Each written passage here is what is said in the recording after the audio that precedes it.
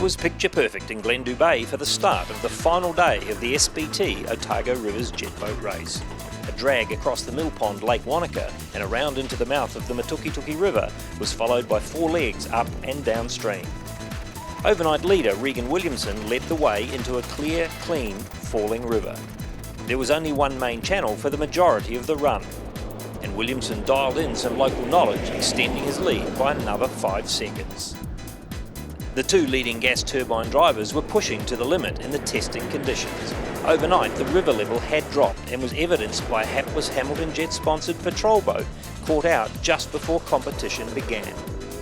Proving just how little water a race boat actually needs, Cameron Moore held his racing line in foolish behaviour and sliced cleanly up the inside of the stranded patrol boat.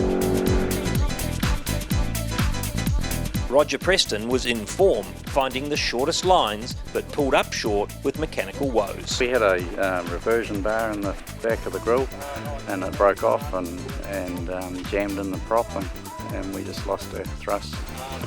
Simple as that. Nigel Cromie looked fast on the first downstream leg, with Quick Kiwi all but flying.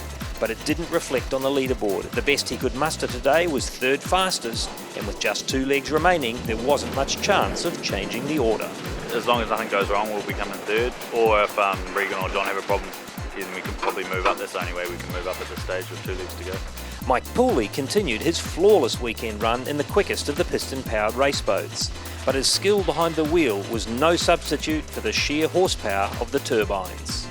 Likewise, Kevin Hyde in NZ3 was not looking to convert his success at the Worlds last year into another podium amongst the strong field of unlimited boats. Oh, you'll never beat a turbine if they stay together, and we're happy. We're up as far as we can go with what we've got, really. So we're going all right. We're having a lot of fun too. So. Wayne Boys was giving the Duco a rub in the brightly and well-presented CX entry more than once during the day, but he did make the finish. Got a bit loose on a gravel bar there. There was a patrol boat parked in the middle that was parked up, and sort of went round him and got a bit loose.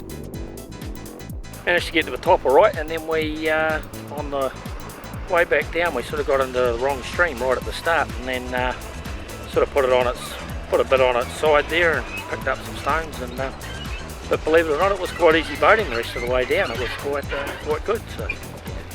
It was Jason Young, though, that held on to the CX class lead, a miracle after his dramatic start to the event on Friday. Pretty happy with that, actually. It's been a good result. A little bit of a deja vu moment there on the first day and from last year. The team pulled together really well and got the boat fixed up, and it's been solid since, so it's been good. Young extended his lead over Nick Sullivan to finish 15 seconds ahead after 3 days of competition. And consistency rewarded Craig Robinson with 3rd. USA's Ryan Rogers had a cracker final day. 4 clean legs on a river long considered tricky in these conditions. Add in reflections from a cloudless sky, and today was a real test. Oh, we've just had a great time. It's a dream of ours to be able to race the Dart and the Matukituki, and being able to do that and experience it, and increasing our knowledge of being able to race in New Zealand. It's been unreal. And let's not forget the other North American, Canadian Rick Hollingworth, who has done himself proud driving an unlimited gas turbine-powered jet boat up and down some of the most challenging rivers in the world, all without running aground. Steve Rapsley's new jet speed hull was paying dividends for the FX driver, recording leg wins after the dominance of class world champ Greg Wilson was slowed up when a navigational error saw him well clear of the water. He did eventually make the finish and collect the class win, but the big gunfight up front went to the wire. Derry and Williamson upping the ante with some personal side bets. And every time he beats me on a leg, I'm losing $50 as well, so we've got a little mini bet going, so it's hurting in a lot of ways. I think I took him by about 5 seconds upstream and 2 seconds down, so it's close. It's a race. Williamson and Derry raced hard, setting new records, and once again only seconds separated them in the 10-minute stages.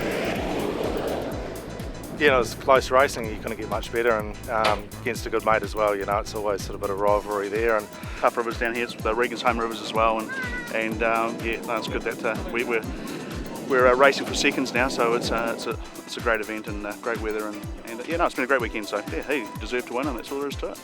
Unbelievably, in this neck-and-neck competition, Williamson was forced to hand back the win in an ironic twist to what had otherwise been a fantastic 3 days of competition.